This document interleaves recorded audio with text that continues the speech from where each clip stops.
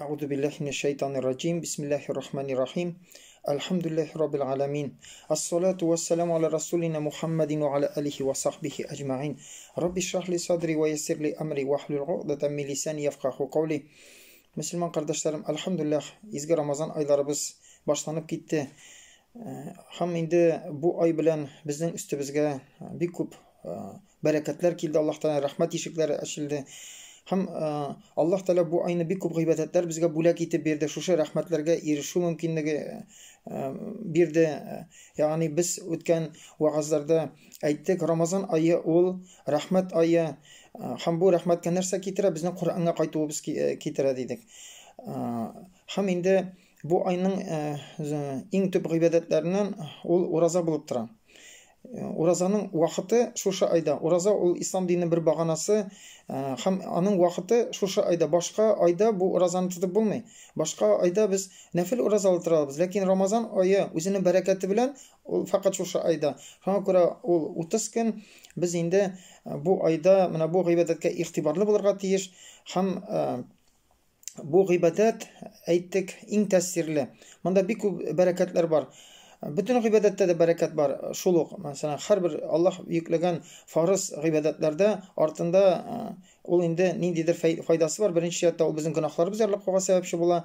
İkinci yaktan hiç şeksiz tüp maksatı anın bizim takvalımızga tesir ite. Bizim işki dünyamızını kamilleştire. Ruhi dünyamızını kamilleştire. Ham indi nindidir derecede ecir sevaplarga erişuge sebepçi bola. Mana uraza indi şuşu gıybetler arasında eng tesirlisi dedik. Çünkü anın vakıtı uzun.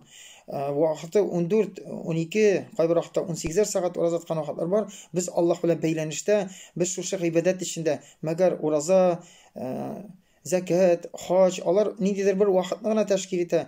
Bir mizgilgine namazanda 5-10 minut sin Allah bilen beylenişte. Urazada indi biz kup vakitte hem bik muhim mina şu vakit içinde bir tane ikinci yağı da var. Bu uraza halinde bularga gerek, hem ona ziyan getirmezke gerek, günahlar işlemezke gerek. Bik muhim. Hem biz ötken vaazlarda her birisinde nerse de bulsa aytırga tırıştık bu uraza turunda. Buna biz ayttık savap yağından bu şunday gıybedet bana Allah Teala özüm berem dedi.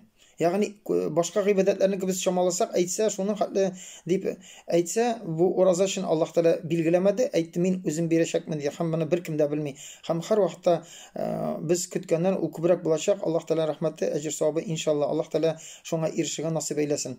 Hem günahlarını yarlıqavga sebepçi bula dedik. Hem elbette indi bu mühim. Mana bu bütün gıybetler altında bereketke erişu için ana kimşilik getirmişe ötkarı, dürüst etip ötkarı. Şuna göre mana urazanın tağın bir bereketli yakları var.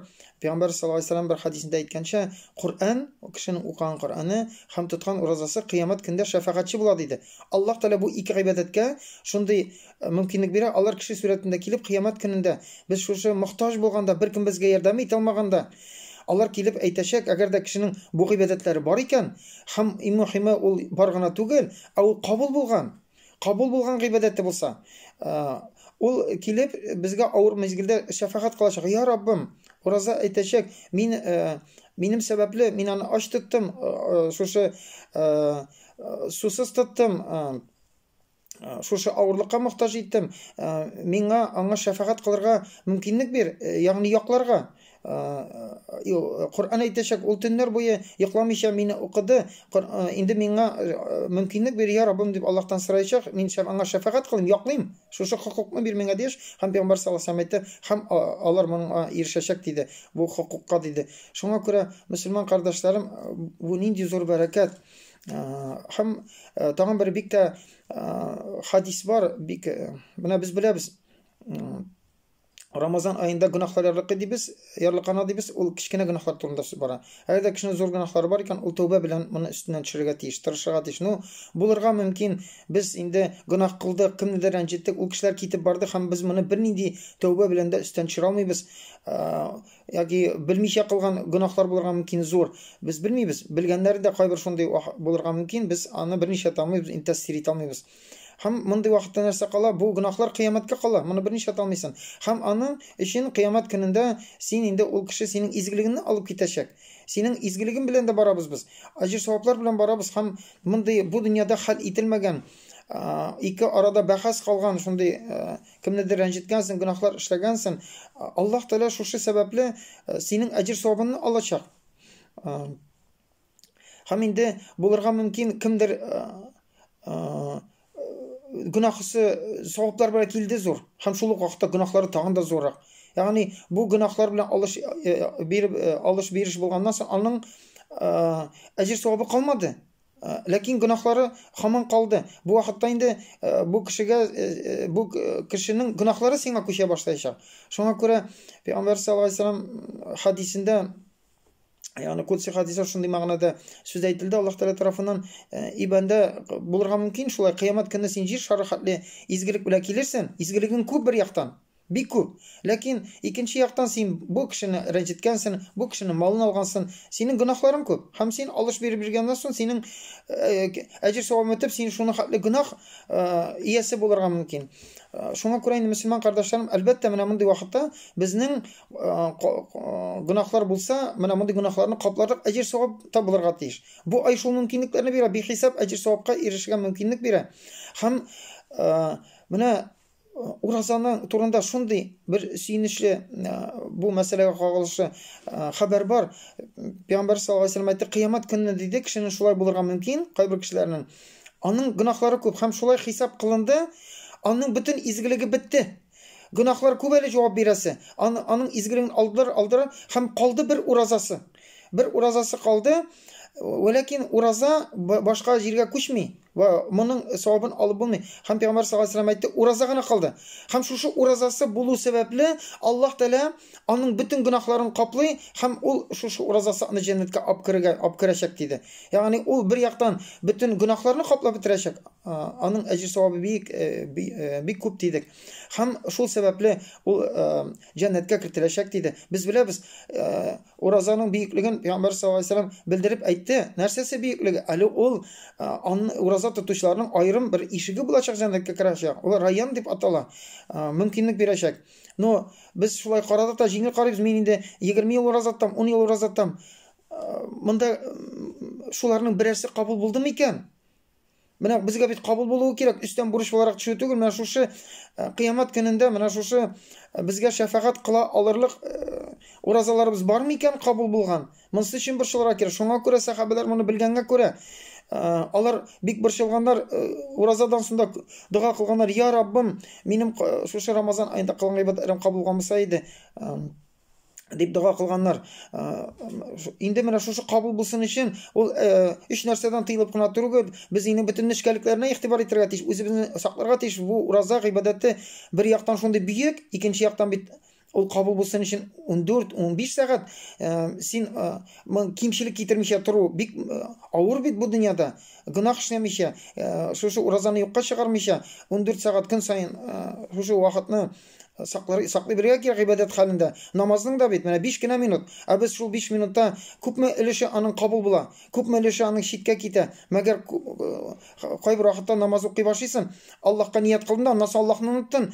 Син инде пока укыйсың, автоматически нәрсә укганны белмисең, инде ияләнгән, бөтенесе үзе бер атлы бара, сүзләрне әйтәсең, син намазда түгел. Син ниндидер намаздан соң эшеңне эшлисең, ниндидер проблеманы чишәсең башында. Күпме вакыты 5 минут намаз укысак, шуның күпме вакыты Аллаһ белән бәйләнештә булды. Кайчан башка ният белән китте, синең йөрәгең тәнең карап торса да кыйблага, йөрәгең инде Аллаһтан китте, башка нәрсәгә, дөньяви нәрсәгә күчте. Бу өлеше Аллаһка китмәде. Бу өлеше безгә бәрәкәт бирми, юк. Инде ураза бит әле 14 сәгать буе. Һәм шуңа күрә без бик тә тырышырга тиешбез. Һәм Алла Абу Хурайрадан риваят итә, Пәйгамбәр саллаллаһу алейһи ва саллям әйтте, әгәр дә мәгънәсе шулай, кеше ураза тота, ләкин начар сүз телен тыймый, начар сүз сөйләүдән тыймый, шул ялган сөйли, гайбәт сөйли, шушы ялганы белән гамәл кыла, ниндидер наданлык сәбәпле гөнаһлар эшли, ул тыелмый. Аңа күпчелек кеше шулай уйлый, ураза ул 3 нәрсәдән тыелып тор, ләкин тормыш башка бер нинди үзгәреш юк. Аллаһ Тәаланың эш турында мохтаҗ түгел диде. Ягъни аның бу уразасы эш түргә кайтып кала, башка нәрсәсе юк. Алла сакласын. Инде мөселман кардәшләрем, шулай булырга мөмкин диде. Шулай ук Абу Хурайрадан риваять ителә. Ураза тотучы диде, аның өчен алачак диде, фақат нәрсә генә аңа файда бирәчәк бу. Эш тору. Эш торудан башка аңа бернинди файда бирмәячәк диде. Эш тору сәбәпле ниндидер тәненә, сәламәтлегенә бәлкем файда булыр. Вәләкин ул шундый кешеләр булыр диде, ягъни уразадан фақат эш тору гына аңа.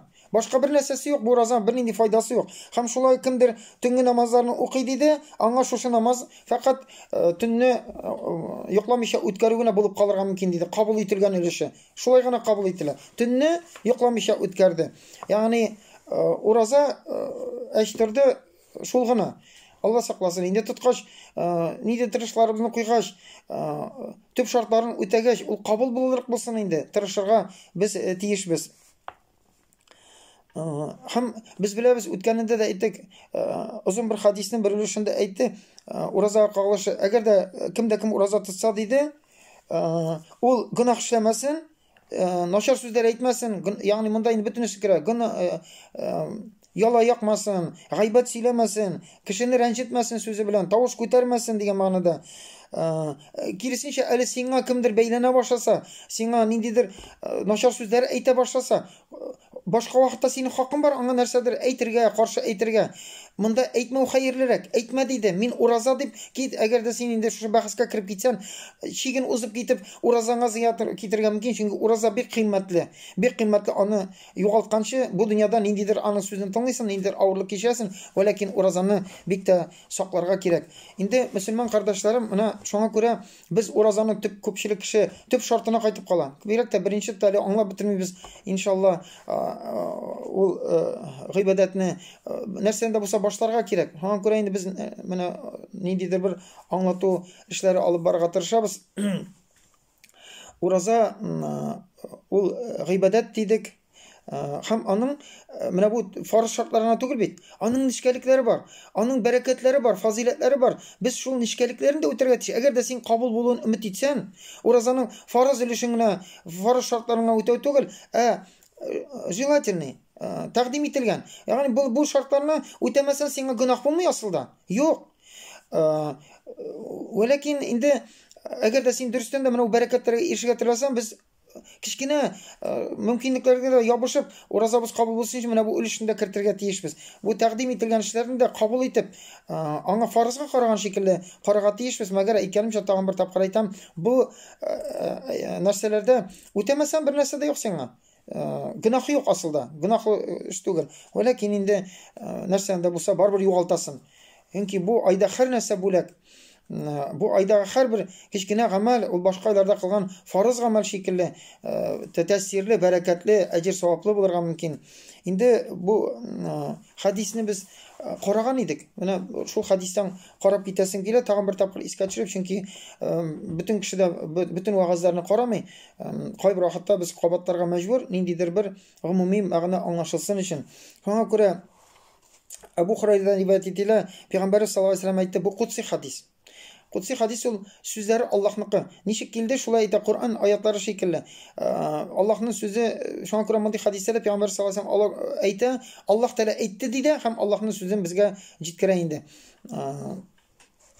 Монда да Пәйгамбәр саллаллаһу алейһи ва сәллям әйтте, Аллаһ Тәала, бик Аллаһ Тәала әйтте ди, минем ризалыгыма, миңа якынайган кешеләргә, урысча угодник, миңа якын килгән кешеләргә, кем алар белән дошманлык кыла, мин сугыш игълан иттем ди.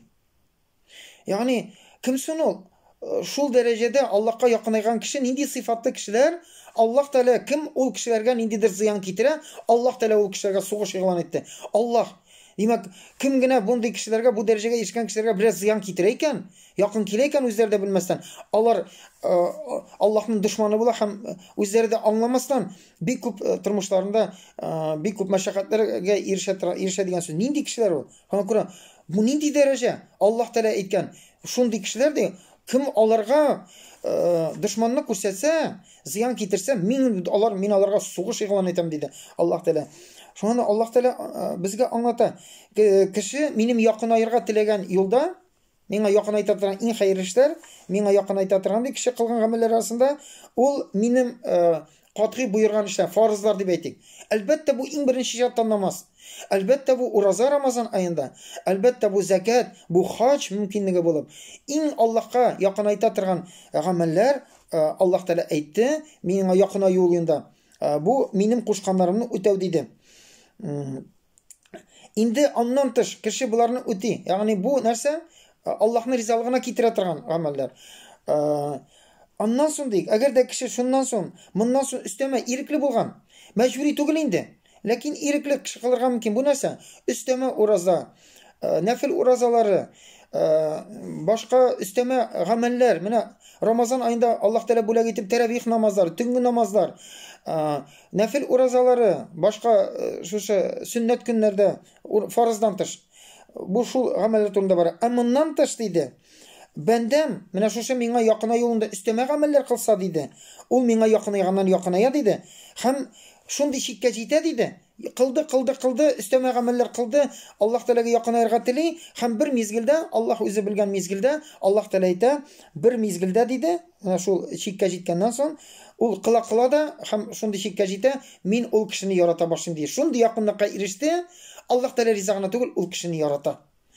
Ol kişini yarata başladım dedi. Mena her bir kişi bilen indi. Riza buluş için nerse gerek? Mena etiyenin rizalığına için okuşkanlar bilsen, tıganlarına tıgılsan, karşı etmesen o sinne riza. No, okutuşu bulsan, başka işlegen jilde bulsan, jitekşin bulsan, kaydağına bu haletini kişirir için, anlar için bizi bir tesin, uzun jitekşiyken bir gerek anlaşılayını. Nididir bir işin var, o bitsinin tügel işi, koşkanına, artığın işlemi, tügel işi, seni açığını çıkaratıran işler işlemi, seni riza mından. Riza, bu bir türlü muamele, bu yakşı muamele, bu kişiye muamele. Şolay mı? Senin riza. Lakin arasında var birey, mından tış, sen koşkandan tış, tağın da kübrek işli. Tağın da sana yakınayı için, sen уже tıygan işlerden geldi, bile sen tikşi, bu iş sana aşamı. Sen tıymasan da aşamı bu iş. Ol şularını da даже şul nerselerden de tıyla sana yakınaymak. Sen bu kişini riza tugul, bu yukarı derece rizada, tağın seni yaratasın. Hem mındı işçiге karata muamele ikinci senin. Uzun nersede bu sana yakşılık işe tırışasın. Şolay mı? Riza bulgan kişi ol sana yardım sorap gitse yardım edersin. Onun hakkın haklısın, tiyişesin, biresin. Yakşı muamele dana. Lakin yaratkan kişiye bit uzun umtulup durasın. Nersede bulsa yaratkan kişiye o dilemese uzun yakşılık işe getirirsin. Ana rizalığına umtulasın. Amında Allah Teala etti. Alemlerin Rabbisi, bizden hocabız. Allah Teala etti, min ol kişini yarata başım dedi. Nindi derece? Subhanallah. Hem başta etkençe bu kişi уже nindidir kişi ziyan getirse, kim даже düşman bulsa, düşman nindir muamele kılsa, Allah Teala etti, min ol kişiye soğuşuygan etten dedi. Hem Allah Teala tamam nerse vaqda kıldı. Şuşu dereceye erişken kişilerge, kaçan min ol kişini yaratsam dedi. Onun işite tıran kulağı bulam, kure tıran közü bulam. Qaysı көзі bilen ol көре deydi. Anın kolu bilen bulam, ol tutuşu kolu bilen bulam deydi. Hem anın yeri turan ayağı bilen bulam deydi. Eğer de ol kişi minden bir nese sorasa deydi. Allah Teala min hiç şiksiz deydi. Min bilem deyim, min hiç şiksiz deydi. Ol kişiye soragan nersesinden bilem deydi. Eğer de ol minden nersesinden bulsa sığınsa yerdem sorasa deydi. Min anla hiç şiksiz bu yerdemini bileşek mi deydi. Hem anda ettiğinde minga deyim mine ağırlık tudurmay, yani неприятно, ağırlık tudurmay. Kaçan deydi mine şundi minga yakınaygan kişi yaşayısı kile, ulesi kelmey. Lakin Allah Teala indi bilgilegen. Mine şunun şundi dilemegen minga yakın bolgan kişi, lakin ulesi kelmey, canın alıdan da minga şuşu oңайсыз nerse yok deydi. Çünkü min anga ziyan kitiresim kelmey deydi. Subhanallah. Müslüman kardeşlerim, Allah Teala büyük yolun көрсәтте. Nerse bilen irşe bula. Hem mine bu dereceye erişten nerse bula. Bu nindi ameller. Mine bu dereceye erişetiren. Bütün turmuşunu Allah Allah diyen söz. Öz üstüne Allah. Sen közünü saklıysa yok, Allah özü saklay. Sen kerekmeyen nerseye karamay, sen özün de bilmeyeceksin. Senin közün Allah Teala her vakitte hayırlı neslerini көрсәтecek. Senin kulağın her vakitte hayırlı sözler işitecek. Sen kaydadır oramda barganda kimdir sana sugünmeyecek. Andı kişi sana çıramayacak. Senin kulağın her vakitte hayırlı sözler rahatlık bire торган сүзләр генә ишетәчәк, кайда гына булсан да. Синең кулың начар эшләр эшләмәячәк, соңыннан аннан соң үзендә бермичә ялгыш бер гамәл кылып, аннан соң үкенеп, ниндидер авырлык кичермәячәксең шу. Үзе кулларын яхшы гамәлдә булачак, аякларын яхшы җирдә йөрәчәк. Һәр вакытта дугаң син Аллаһның сагасында буласың. Аллаһ Тәала син аны дуга итеп кылмаска да мөмкин. Ләкин Аллаһ Тәала синең күңелендә бер теләгең бар, синең теләгеңә ирештер Аллаһ Тәала. Син нәрсәдәндер сыгынасың, Аллаһ Тәаләгә ярдәм кирәк, Аллаһ Тәала ул ярдәмен бирә. Subhanallah. Һәм иң мөһиме нәрсә белән ирешеп була? Иң беренче, әлбәттә, беренче этап ул фарыз үтәп харамнардан тыелырга тиешсең. Моннан башка булмый. Моннан соң өстәмә нәфил гыйбадәтләр кылып моңа ирешеп була. Шуңа күрә инде менә бу уразада да шундый нәфил гыйбадәтләр бар. Уразага кагылышлы. Һәрбер нәрсәнең нәфилләре бар, шулаймы? Өстәмә намазлар, өстәмә ураза. Һәм бу ураза эчендә үзенең менә шушы тәкъдим ителгән эшләре бар. Һәм бу җиңел генә караган, без кайбер бу фарыз, бу яра сөннәт кенә. Моңа мин гөнаһ юк, эшләмәсәм, монысын үтәмичә торам дип без кайбер вакытта шулай җиңел карыйбыз. Ягъни моның әҗр савабы мин фарызны кылам ишне. Юк, күп әйткәнемчә, алай карарга ярамый. Савап ягыннан кайбер вакытта нәфил гыйбадәтләре савап ягыннан фарызга карарга үстен булырга мөмкин. Чөнки син фарыз намазны укыйсың, кайбер вакытта әле генә кем белән кычкырыштың, гөнаһ эшләдең, син укырга тиешсең, син укыйсың килми, күңелең үз халәтендә түгел, синең күңелең ярсыган, син намазын укылды, ул сиңа бер нәрсә бирми. Чөнки син анда башка җирдәйин, синең күңелең Аллаһны оныткан, син үстән үтеште, ләкин әҗр савабы юк, нәфил гыйбадәт ул һәр вакытта да. Ул үз теләгең белән сине беркем дә мәҗбүр итми, һәм син аны яратып башкарасың, һәм ул ихлас була. Һәм шул сәбәпле ул күпчелек вакытта безне тәэсире дә зуррак, бөтен яктан. Әҗр савабы да зуррак булырга мөмкин. Һәм әйткәнемчә, менә Аллаһ Тәала каршында ул шушы гыйбадәт китерә. Шушы гыйбадәт шул дәрәҗәгә безне Аллаһка якынайта. Шуңа күрә инде уразага кагылышлы бу сөннәт. Моны үтәмәсәң, сиңа гөнаһ юк, башкача үткәрсәң. Ул нәрсә? Ул сухур дидек. Ягъни таң алдыннан ураза тотарган кеше ашау хукукы. Ризык ашау. Анас ибн Маликтан риваят ителә, Пәйгамбәр саллаллаһу алейһи ва сәлләм әйтте: "Ашагыз, эшегез" диде, таң алдыннан, чөнки бу вакыттагы ризык бәрәкәтле диде. Ашарга кушты, бу гамәле сөннәт, ләкин нинди зур нәрсә бар? Бу ризык ашауда бәрәкәт бар.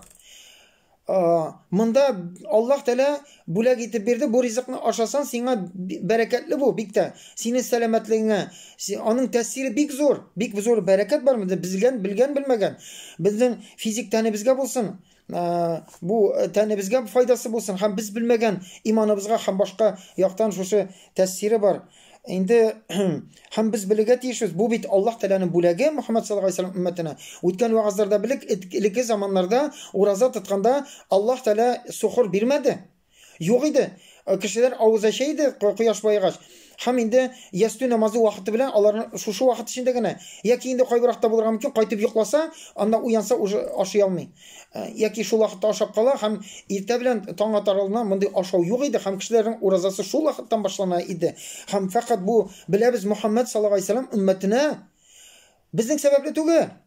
Бу сөйкле пәйгамбәребезнең дәрәҗәсе сәбәпле бирелде. Чөнки пәйгамбәребезнең сахабалары бу шартны үти алмады. Кайберләре шушы тормышы авыр булып, бу ураза авыр иссе вакытта, кайберләре көндез җыгыла башлады, чөнки шулай булды, ашарына юк. Яклы ялгыш йоклап китте һәм бер туктаусыз ураза 2 көнгә кергә туры килде. Кайберләре җыгылды, кайберсе үзен тыя алмыйча җинси мөнәсәбәткә керде. Алар белә гөнаһ эшләгәннәрен. Һәм Пәйгамбәр саллаллаһу алейһи ва сәлләм бу сахабаларны күреп торды бит. Ураза гыйбадәте үскә төште, алар аның шартларын үти алмый. Аларның уразалары юкка чыгып бара, гөнаһ эшлиләр.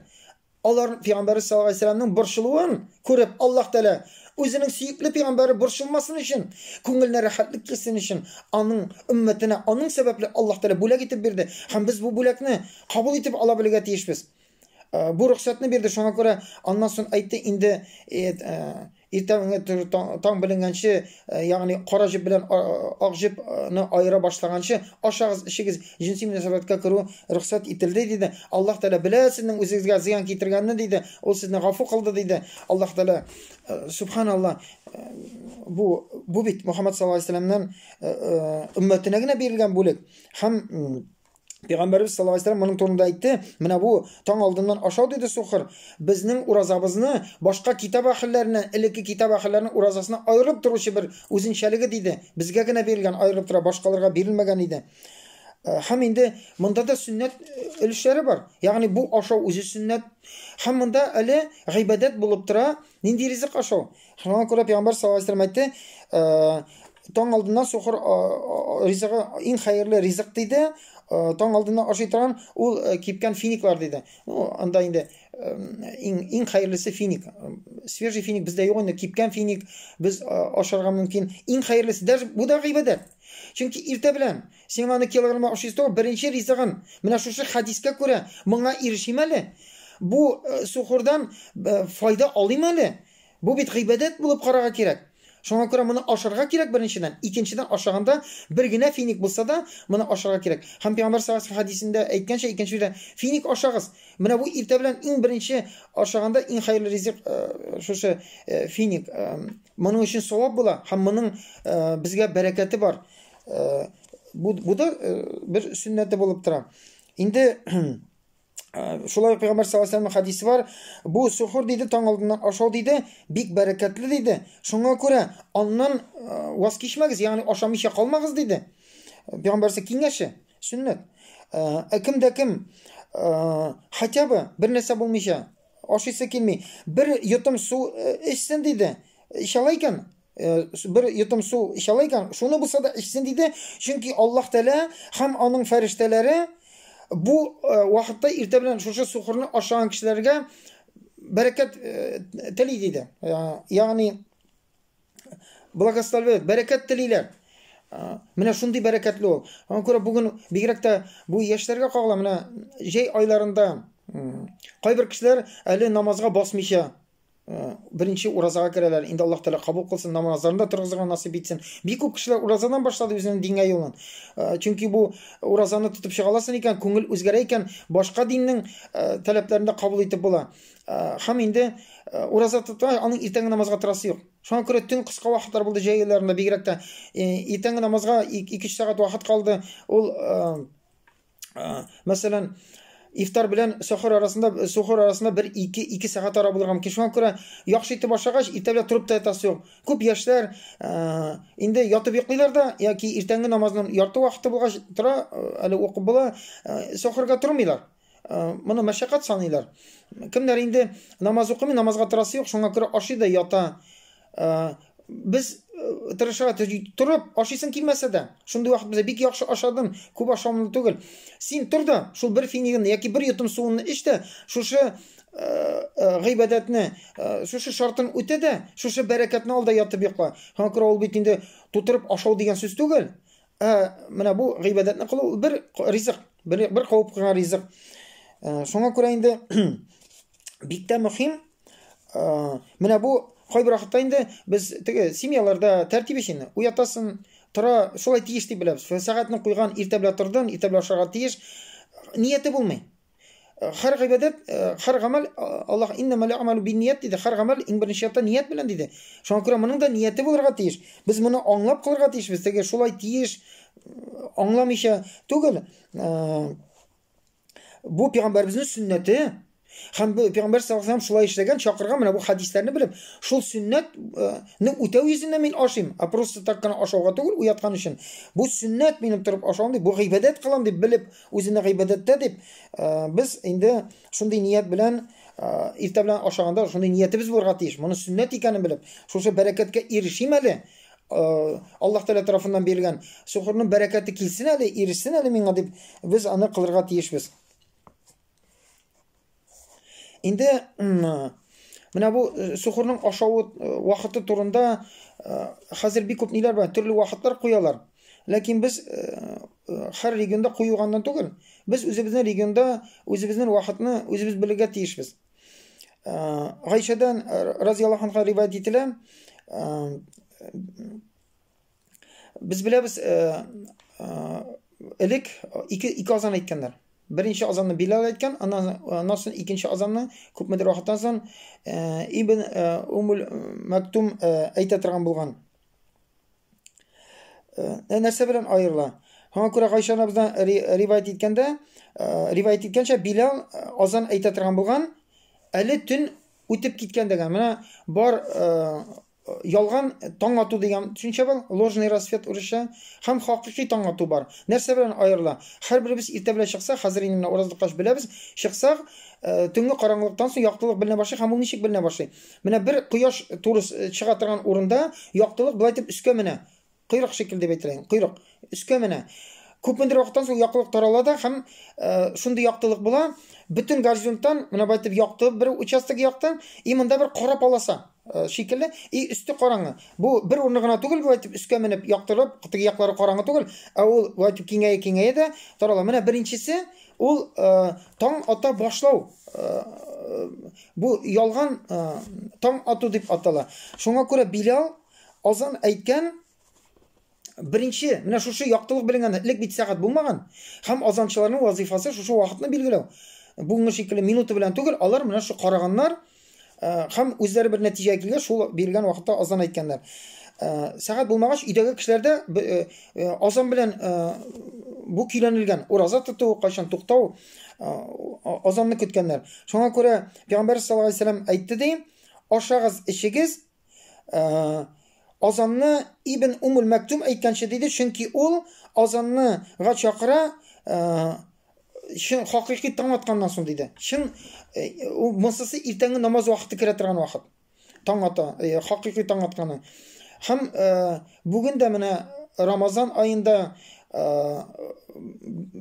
bizda bit olay ko'ngilmagan. Biz Ramazon oyida shu hojda bo'lganda boshda obtirab qoldik. Bu nindi azon ekan deb men bilmayman. Tunni azon aytildi. Ondan so'ng ko'p muddat vaqtdan so'ng azon aytildi. Biz namoz kutam. Bilmaymiz. Bizda bitin bir azon aytgan, bu ertangi namoz vaqti. Bu endi shunday azon ekan. Payg'ambar sollallohu alayhi vasallam vaqtida aytgan. Niçin Ibn Umul Maktum aytgan vaqtda aşağı? Chunki Ibn Umul Maktum u dim suqir kishi edi. Hamma u azon aytadi, qachongan qo'shila. Anlaytsalar, u endi sahobalar tugal bilgandan so'ng mana namoz vaqti kirdi, shin haqiqiy tong atu vaqti kiruv bilan anlayta sen azon ayt. Anda yolg'ishing u tugal. Butun kishilar bu so'nggi chiga. Bilal aytgan azon u narsa uchun kishilarga tungi namoz vaqtidan to'xtag'iz, chunki kishilar bilmay bitalit kirganin. Kimlardir tahajjud o'qiy, ya'ni tong yaqinlasha, bildira, kimdir oshirg'a tiyish, suhur oshamagan soat bit yo'q. Şuna ko'ra bu belgili, kimlardir oshi, bu hatto kimlardir namozini to'xtatdi. Bu shuni belgilar uchun berildi. Demak, yaqinaya ertangi ham bu shu vaqt bo'lib turadi endi. Ham bunda da masalan Abu Hurayradan rivoyat etilib, Payg'ambar sollallohu alayhi vasallam aytdi. Kimda kim azon eshitsa deydi, ham u vaqtda biz bir soatga qarab turib, ularni anglarki, ular azon kuta. Oshidi. Hozir birinchi azondan so'ng oshi boshladi, suhur oshi. Ham oshib o'tirganda Ibn Umul Maktum azon ayta boshladi. Demak, ertangi namoz vaqtida kirdi. Kirgash ayta.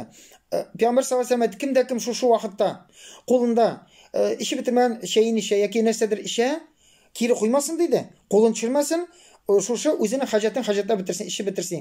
Bakka azon aytila, oshab ishi bitirga shu qo'lda tutgan aybirni ruxsat etiladi. Tegi sirazi tukura boshlab, "Uy" deb o'ylarga yaramay, chunki bu hadisda Payg'ambar sollallohu alayhi vasallam aytdi, oshiqmag'iz.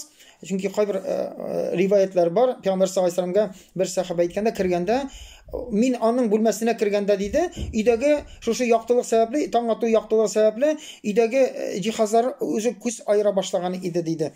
U anda endi oshagan vaqtda. Shunga ko'ra Alloh taolo Qur'onda aytdi, mana shu yengillik bilan oshag'iz deydi. Пока siz mana şuşu aq jip bilan tongda aq jip bilan qora jipni ayıra boshlagancha deydi. Ham endi bu oyat kelgandan so'ng bir sahabalar şulay o'yladi, bu jipga bayla deb. Ham birisi aytdi payg'ambar, ya Rasululloh, bu oyatni eshitgach men bir qo'lga aq jip baylayim, bir qo'lga qora jip baylayim. Birisi endi o'zining mindar ostidan qo'ya boshladi. Ham vaqt yo'q bitini qori şunu qari ayıramalarını yo'q ben qora jip bilan aq jip ayırla boshlagach qorong'ilik shunda yoqtilib olmasin. Demak, ertangi namoz vaqti kirdi. Demak, bu vaqtga qadar уже ondan so'ng oshirga yaramay. Ondan so'ng payg'ambar sollallohu alayhi vasallam kulib qo'ydi, aytdi bu ul jip turunda tugul, tong jibi turunda.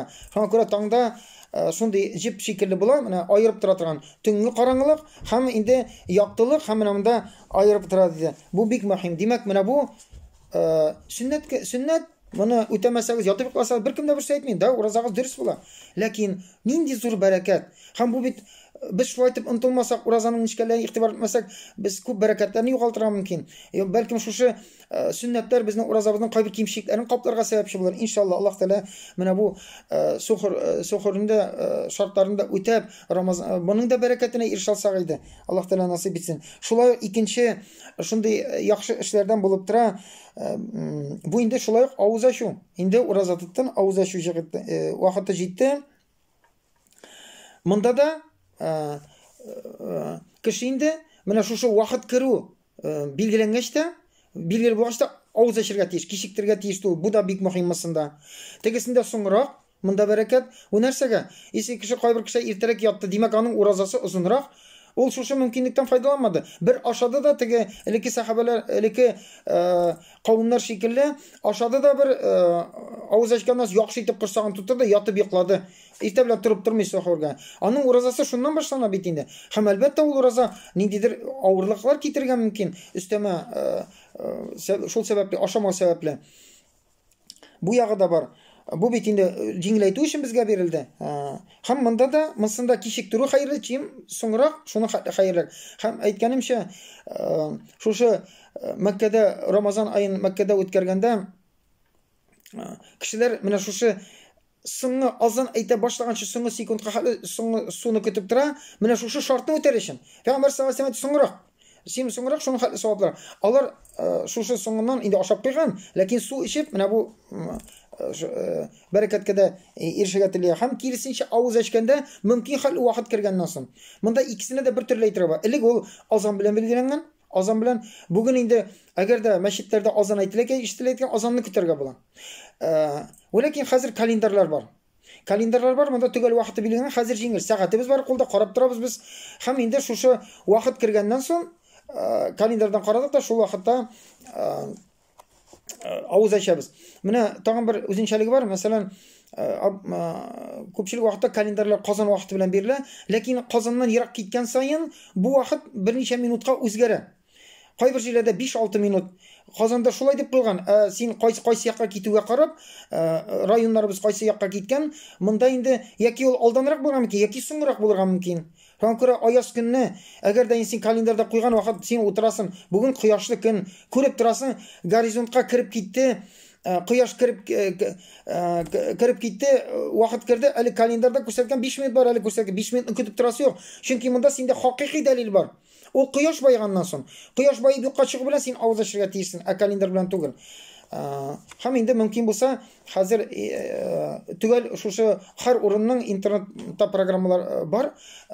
Именно shu yerligin uchun, avulin uchun tugal vaqtni ko'rsatib turgan kalendarlar bilan qilmasin, olsan tag'inda xayrli bo'lar. Hozir bunday mumkinlik bor ekan, biz bundan foydalanishga tegishmiz. Magar aytib turamiz, kalendarda yozilgan, sening ko'rib turasың quyosh boygan, sen yo'q hali bunda kalendarda bulay deb qo'yganini kutib tursan, bu durust bo'lmaydi. Ham endi aytganimcha, azon aytila boshlov bilan уже avuz ochishga kerak. Azon aytib bitirganni kutasi yo'q. Azon ayta boshlab vaqt kiruv bilan, chunki azon aytila tura. Bo'lirga mumkin, masalan, qo'y bir azon aytilgan, masalan, turklar azon ayta 5 minut aytirgan mumkin. 5-6 minut azon aytib. Bek uzoq. Demak, sen kechiktirasan, bu sunnatni o'tamaysan. Sunnat vaqti kirgachda o'tuvda. Ham bu bitta muhim. Aytganim shunga ko'ra avuz ochish ham suhur oshov Менә бу яки календар белән бүгенге заманда сәгать белән башкарыла һәм менә бу нечкәлекләрне игътибар итәргә кирәк инде. Иртә белән дә шулай. Календарда куйган иртәнге намаз вакыты шулай чыга ди. Бүген көн аяз, син анда турдың, соңрак уяндың, нәрсә дә булса бер стакан су булса да чыгып каласың. Календар уже вакыты чыга, синдә әле синең җирлектә календардан соң 5 минуттан соң чыга. Каршы кояш чыкмаган. Димәк, синең өчен менә бу вакыт кояш ул катгый дәли, кояш чыкмаган, күренми әле. Күренә башлагач иртәнге намаз вакыты керә инде. Монсы шулай инде. Һәм Пәйгамбәр саллаллаһу алейһи ва сәлләм кисәтте. Кешеләр диде, тынычлыкта, благополучие, хәерле тормышта яшәячәкләр диде. Менә шушы авыз ачуны, ифтарны кичектерми башлаганча диде. Ифтар белән минем уммәтемдә, ягъни ифтарда мөселманнар ашыга икән, менә бу хөкемне үзгәртмиләр икән, ашыгучылардан булар икән, алардан бәрәкәт, аларда шул сәбәпле бәрәкәт булачак диде. Алар бәрәкәттә яшәүдән туктамаячак диде. Һәм инде бу мәсьәләгә шулай ук башка хадисләрдә бар. Пәйгамбәр саллаллаһу алейһи ва сәлләм әйтте, Аллаһ Тәгалә әйтте ди, минем кулларым арасында минем иң яратканнарым шулай диде, кайсылары авыз ачу белән ашыга диде. Ашыга кичектерми. Субханаллах. Ягъни кичкенә генә гамәл, сөннәт үтәмәсәм бер нәрсә юк. Ләкин нинди нәрсә? Бу менә шушы сөннәт булган, безнең күзлектән кичкенә шикелле тоелган, ләкин ул кичкенә түгел. Гамәл, Аллаһ Тәгалә әйтте, минем кулларым арасында миңа иң якыннар, сөйекләре менә шушындый кешеләр диде. Ураза тотканда шушыны ашыктыручылар диде. Инде ягъни башка шундый мәгънәдә хадисләр бар. Пәйгамбәр саллаллаһу алейһи ва сәлләм җыеп мәгънәсен әйткәндә ул шулай диде. Нинди гамәл, нишкә генә, кичкенә генә, ләкин нәрсәне билгели. Пәйгамбәр саллаллаһу алейһи ва сәлләм әйтте, минем уммәтемнең бөтенесе дә тәртип булачак уммәтемдә. Кайчан алар менә шушы ифтарны кичектерә башламыйлар диде.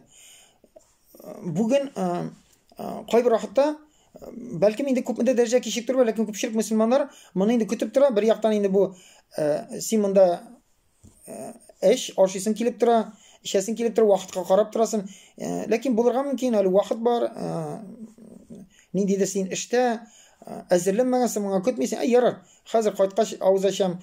Игътибарсызрак. Ягъни бу ифтарны шундый мөгамәлә булсын өчен, димәк, мөселманнарның ул хадистә әйтелгән заманда иманнарында, ягъни мировоззрение дип әйтик, фикерләрендә шундый үзгәреш булат. Ул ураза, авыз ачу ниндидер бер игътибарсызлык күрсәтү дигән сүз. Димәк, ниндидер үзгәреш булачак иманда, башка гамәлләрдә, димәк, башка якларында үзгәреш булачак. Ул кичкенә гамәл дип карамаска кирәк. Моңа игътибарсыз булу өчен, димәк, нәрсә дә булса, күңелләребездә, иманнарыбызда ниндидер үзгәреш начаракка булырга тиеш.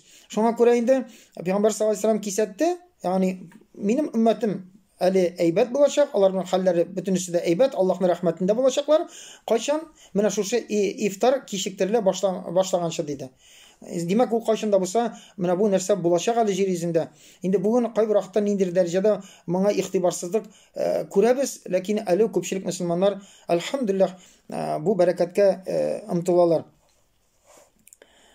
Инде авыз ачканда шулай ук Пәйгамбәр саллаллаһу алейһи ва сәлләм әйтте, кемдә кем авыз ачса диде, ул авыз ачсын кипкән финиклар белән диде. Аннан соң инде, әгәр дә финик юк икән, иң хәерле әйбер нәрсә булып тора? Су ичсен. Су ичсен диде, мәгәр ул чиста һәм кешене чистартучы диде. Бу бик тә әйбәт. Ягъни көне буе эч торганнан соң син беренче авыз ачканда су ичсәң, ул шушы безнең ишәкләрне яки жуып төшереп җибәрә инде. Бик файдалы. Бүген күп кенә бу өлкәдә медицинский яктан күрсәтмәләр бар, бик тә файдалы, бигрәк тә иртә белән торгач шулай әйтәләр. Монда инде көне буе ураза тотканнан соң беренче шушы ичеп җибәрүдә. Һәм күрә кайбер вакытта ифтарны уйлыйлар, менә авыз ачуны ул ашату дип. Юк. Авыз ачкан өлеше беренче капкан ризык. Бер финик беренче йотып куйган. Бер суын. Аннан соң ансы инде ашау. синең менә шул башкардың икән, авыз әчелгән дип атала. Менә авыз әчтүре дигәндә беренче капкан ризык күздә тотыла. Аннан соң күп ашасаң да ул аңа керми инде. Аңа күрә инде мөселман кардәшләрем, бу кайда гына булсак та, бәлкем безнең эшебез бардыр, сәфәребез булса, без бу аңа игътибарлы булырга тиеш. Кайткач ашыйм. Хәзер 15 минут кайтып җитәм, өйгә түгел. Кесәбездә менә бу гыйбадәтне вакыты җиткәч хакын хакларга бер финик яки кичкенә бутылкалар су булса да, финик булса да, ул булырга тиеш. Без менә бу авыз ачуны, шушы бәрәкәткә ирешүне үзебезгә максат итеп куярга тиешбез. Бу ниндидер гамәлләр кылырга тиеш бу юнәлештә. Инде аннан соң, әгәр дә бу ике нәрсә юк, любой нинди хәләл ризык бар, любой ризык белән авыз ачсаң була. Бер нәрсә дә юк, авызын дөрес ачыла. Ләкин менә шушы кичкенә генә әйберләр, бер финик кабып куйдың, яки су кабып куйдың, әле сиңа шуның өчен бәрәкәт һәм савап була. Чөнки син сөннәтне, Пәйгамбәр саллаллаһу алейһи ва саллям сөннәте бу. Үти алсагыз, шуны эшләгез диде. Үтәмәсәгез, савабы була башка ризыклар белән авыз ачсаң да. Ну кайбер вакытта булырга мөмкин. Шундый хәл, инде син юлда калдың, син кайтып җитәргә тиеш, машина атылды. Син инде уйламадың юлда калам дип. Бер нәрсәң юк юлда. Нишләргә? Авыз ачырга бер нәрсәң юк икән, син инде ният белән булса да уразаны туктатырга тиешсең, ният белән. Ният белән уразаны туктатырга тиешсең. Һәм шулай ук авыз ачканда нәрсә сөннәт булып тора. Бу безгә кирәк, бу сөннәт. Бу дуга кылу, Аллаһ Тәгаләдән дуга кылып сорау. Шулай ук Абдуллах ибн Әмирдә риваят ителә, Пәйгамбәр саллаллаһу алейһи ва саллям әйтте ди, ураза тотучының кайчан авыз ачканда дугасы, кылган дугасы кире кайтарылмый ди. Ягъни бу Аллаһ Тәгаләнең бүләге. Ураза тоттың, шушы авыз ачтында кулны күтәреп дуга кылырга кирәк. Менә нинди проблема бар? Әлбәттә, иң камил дуга ул Аллаһумма лака сумту ва бика манту ва алейка таваккалту дип, моны инде белеп, аннан соң инде минем үткән һәм хәзерге гөнаһларымны ярлыкка дип татарча кылсаң хәерлерәк. Я Раббым, сиңа ураза тоттым, син ризалыгыңны өмет итеп, синең ризагың белән авызымны ачтым, сиңа тәвәккәл кылдым, минем гөнаһларымны ярлыкка дип. Әлбәттә, иң беренче җатта безгә иң нәрсә кирәк? Ураза тоттан. Аның менә бу бәрәкәтенә ишегә. Я Раббым, минем гөнаһларымны ярлыкка. Инде аннан соң да бу минутта Аллаһ Тәгалә вәгъдә кылды. Кем үзенең дугасы кабул булуны теләми? Ләкин күпчелек вакытта әйткәнемчә, яки ихласлыгы җитми, яки дөрес кылмыйбыз, яки дөрес нәрсә сорамыйбыз, яки гөнаһларыбыз киртә булып тора. Мәгәр Аллаһ Тәгалә бирде вакыт, ураза тоткан авыз ачканда шушы дуганы кире какмыйм диде Аллаһ Тәгалә. Кылыгыз дуга. Үзегезнең бәлкем шуны кылганнан соң, иң кирәк нәрсә сораганнан соң, бәлкем берәр борчыган бик тә мәшәкатем бардыр тормышта. Дуган бардыр, Аллаһ Тәгаләнең кабул итүен дип, шул вакытта кабул ит. Шул вакытта дугаларны кылырга кирәк. Инде монысы менә шулай ук сөннәт гамәлләрдән. Инде мөселман кардәшләрем, шулай ук сөннәт булып тора, уразага тәэсир итә бу шулай ук. Уразабызның камил булуына, кимчелекләре гафу ителүенә, кабул булуына тәэсир итә нәрсә бу вакытта ураза тоткан хәлдә әлбәттә изге гамәлләрне кылырга кирәк. Гөнаһлар турында сүз дә бармый инде. Булар кимчелек китерәчәк, бәлкем кабул булмаган сәбәпче булачак. Гөнаһлардан начар эшләргә тыелырга кирәк. Монысы сүзсез. Ләкин шушы вакытта ниндидер изге гамәлләр кылырга тиешбез. Бу нәрсә инде? Бу Коръан укырга тиешбез. Коръан уку турында әйттек инде. Коръан ул теге әҗир савап җыяр өчен генә түгел, безгә вагаз кылырга тиеш. Без Коръанга кайту нияте белән аны укырга тиешбез. Шуңа күрә Аллаһны зикр кылу, Аллаһны зикр кылуга керә, аңа аерым багышларга кирәк, у Пәйгамбәребезгә салаватлар әйтү. Бу да Аллаһның зикренең бер төре, чөнки Аллаһ Тәгалә Пәйгамбәребезгә салават әйтергә кушты. Һәм бу аны салават әйтү, Пәйгамбәребезне зурлау, Аллаһ Тәгаләгә зикр кылуның бер төре була. Без кайбер вакытта онтабыз. Шушы исламда булган зикрләрне ниндиен беләбез, шуларны кылырга була.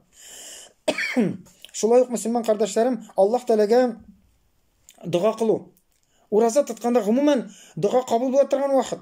Шуңа күрә дугалар күп кылырга кирәк. Үзебез өчен генә түгел, үзебезнең якыннарыбыз өчен, бөтен мөселманнарыбыз өчен, ислам дине өчен җир йөзендәге барысы өчен дә без дугалар кылырга тиешбез.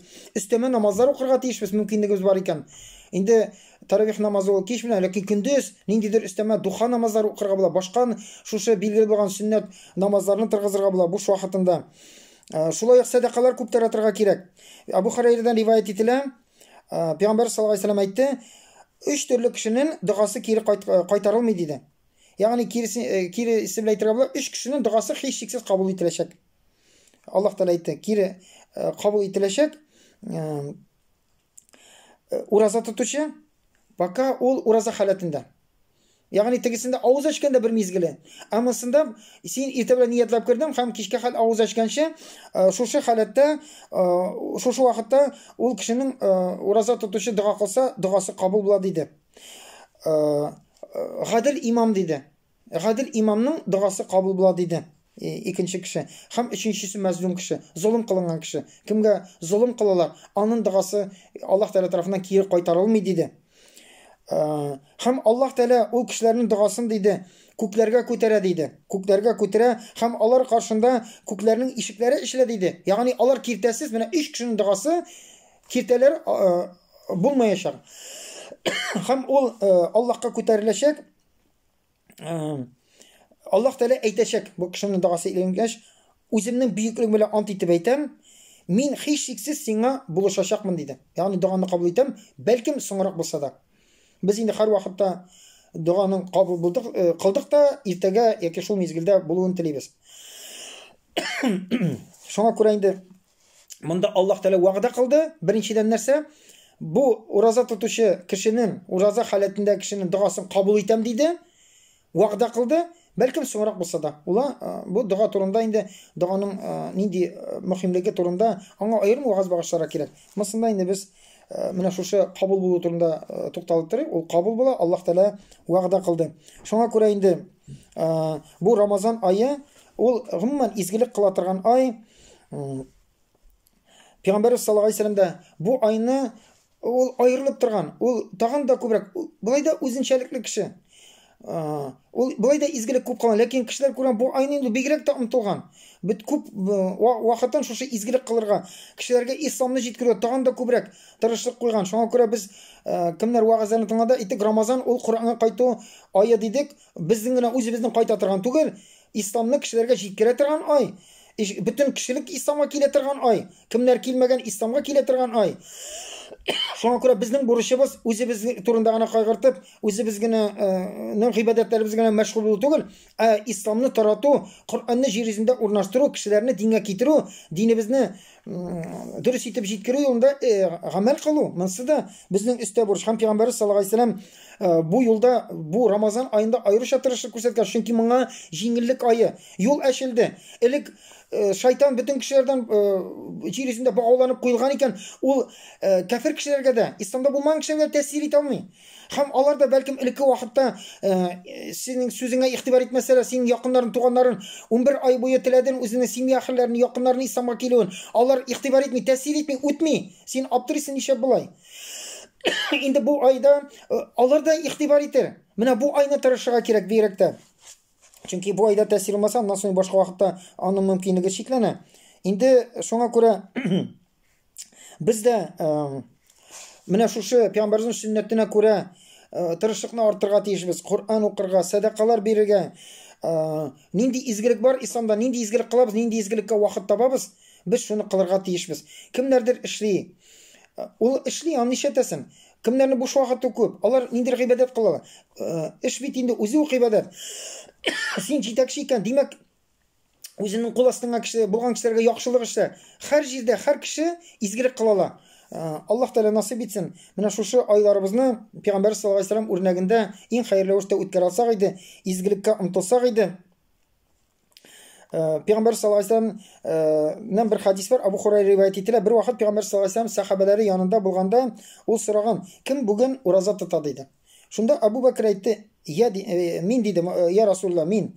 Ул әйтте, сорады яңадан: "Кем бүген җиназада катнашты?" Яңадан бөтен кеше арасына Әбу Бәкер мин диде. Аннан соң әйтте, кимдә кем бүген бер авыру кешенең хәлен белде диде. Мин диде Әбу Бәкер. Аннан соң әйтте, кимдә кем бүген бер фәкыйрне ашатты диде. Ул тагын мин диде. Шунда Пәйгамбәр саллаллаһу алейһи ва сәлләм әйтте, әгәр дә менә бу сыйфатлар диде, бер кешедә җыелса диде, ул һичшиксез җәннәткә кермичә калмый диде. Шуңа күрә мөселман кардәшләрем, инде иң мөһиме бу айның кадерен белергә кирәк. Нинди зур нигъмәт Аллаһ Тәгалә тарафыннан безгә ирешкәнне белергә кирәк. Һәм бүген әгәр дә син уразада икән, бүген син иманлы бәндә, син намазын торгызгансың, син гыйбадәтләр кыласың. Шушы Рамазанның аеның бәрәкәте ирешкәнсең.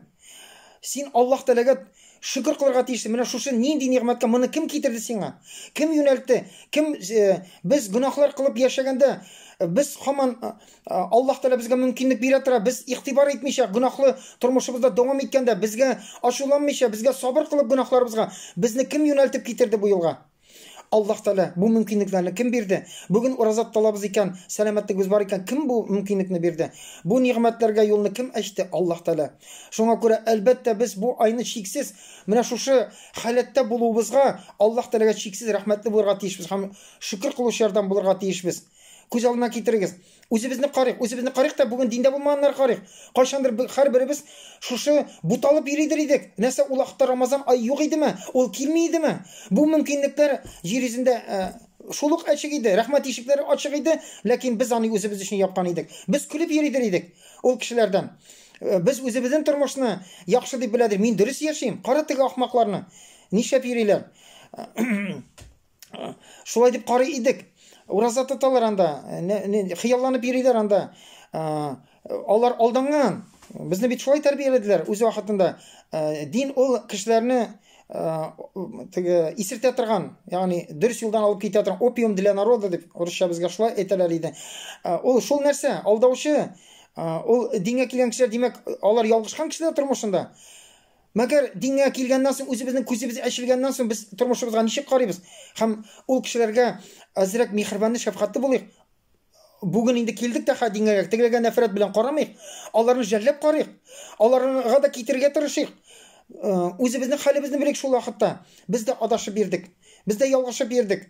Инде ул кешеләр дә ялгышып йөри. Аларга безнең шикелле үз вакытында, аларга бит үзенең тормышы дөрес шикелле. Үзенең гамәлләре дөрес шикелле. Шушы тормышыңа рәхәтлек бирә, шатлана, сөенә, ирешкән уңышларына. Шушы көннәрдә ул алданып йөри. Biz de şulay yıldık. Şuna göre Müslüman kardeşlerim bu ayını менә шушы bir яктан Аллаһ Тәгалә безне күпчелек ялгышып йөргән кыямәткә хәле шулай башлый. Күпчелек кеше ялгышып яшәячәк. Шул ялгышыгын күрмичә, күрергә теләмичә, шул яшыгында шатланып, сөенеп, адашып, шулай бу дөньядан китеп барачак. Әсчелек кенә килә. Без шул әсчелек арасында әлхәмдүлиллаһи раббил аламин. Аллаһ Тәгаләгә шөкер кылабыз. Аллаһ Тәгалә биргән бу нигъмәтнең кадерен белик. Нинди нигъмәттә утырганыбызны белик. Һәм шушы иманыбызны саклап, иманыбызга кимчелек китермичә, Аллаһ Тәгалә биргән бөтен мөмкинлекләрдән файдаланып, шушы тәкъвалыкларыбызны арттырыйк, иман байлыкларыбызны арттырыйк. Тагын да күбрәк гыйбадәтләребезне арттырыйк, тагын да күбрәк Аллаһ Тәгаләгә шөкер кылучылардан булып яшик. Аллаһ Тәгалә насыйп итсен шушы барышанган Рамазан айларын һәрбезгә хәерле, бәрәкәтле кылсын.